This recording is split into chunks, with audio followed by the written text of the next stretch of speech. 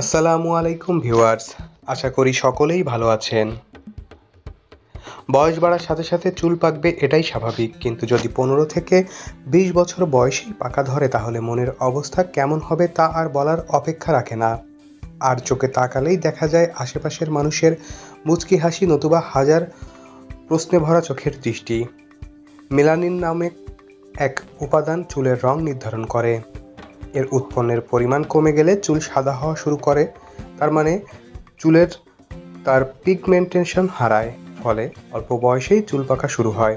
চলুন আজকের ভিডিওর মাধ্যমে অল্প বয়সে চুল পাকা রোধের 10টি কার্যকর উপায় জেনে নিই। প্রথমেই থাকছে স্ট্রেস থেকে দূরে থাকা। স্ট্রেস চুলের অকাল পক্কতার প্রধান কারণ। হাসি খুশিতে জীবনটা ভরিয়ে তুলুন। দিনে কয়েকবার লম্বা শ্বাস নিন আর ব্যায়াম করার অভ্যাস করে তুলুন। হাজার ব্যস্ততার মাঝেও নিজের জন্য কিছুটা সময় বের করে নিন। টেনশন কাটানোর জন্য অনেক সময় নিয়ে গোসল করুন। দ্বিতীয়ত, ধূমপান পরিহার করুন। বৈজ্ঞানিকভাবে প্রমাণিত হয়েছে যে ধূমপান শরীরের প্রিম্যাচিউর এইজিং এর জন্য দায়ী। ধূমপান বন্ধ করলে সার্কুলেশন পর্যাপ্ত গতিতে চলে আর চুলের অকাল পক্কতাও রোধ হয়। শরীরের আর্দ্রতা বজায় রাখুন। ক্যাফেইন এবং অ্যালকোহলের পরিমাণ কমিয়ে পানি পান করুন। মশলাদার আর ভাজাভুজি জাতীয় খাবার এড়িয়ে চলুন, যেহেতু এই খাবারগুলো শরীরে ডিহাইড্রেট করে তোলে। আর্দ্রতার অভাবে পুষ্টির উপাদানের চুলের ফলিকের পৌঁছাতে পারে না। ফলশ্রুতিতে পাকা চুলের আনাগোনা দেখা দেয়।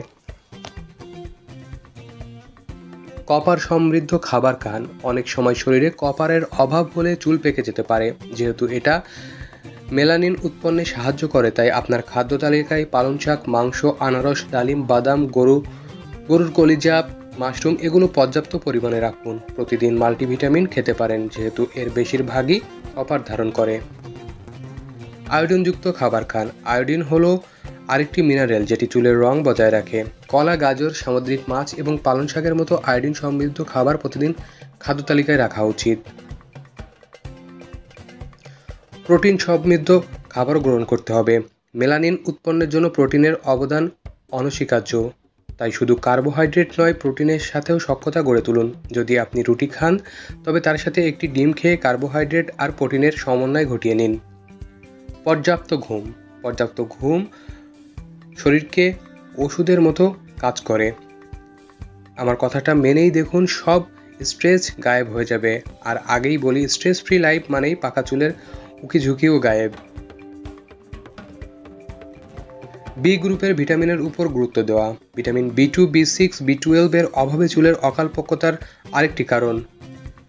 বায়োটিন আর ফলিক অ্যাসিডের অভাবে চুল পাকা ধরে।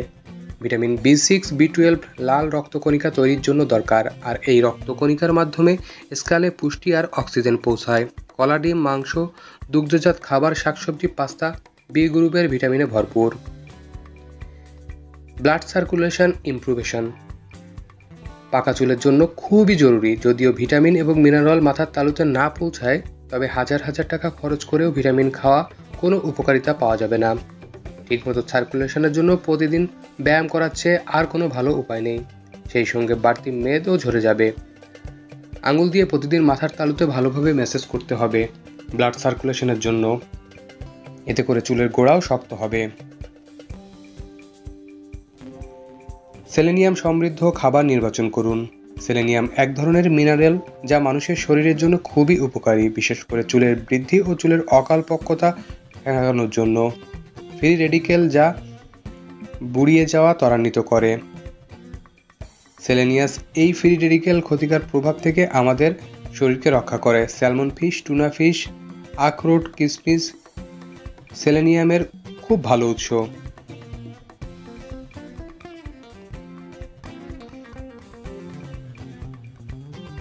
এছাড়াও অল্প বয়সে চুল পাকা রোধের কিছু ঘরোয়া উপায় সম্পর্কে চলুন জেনে নেই।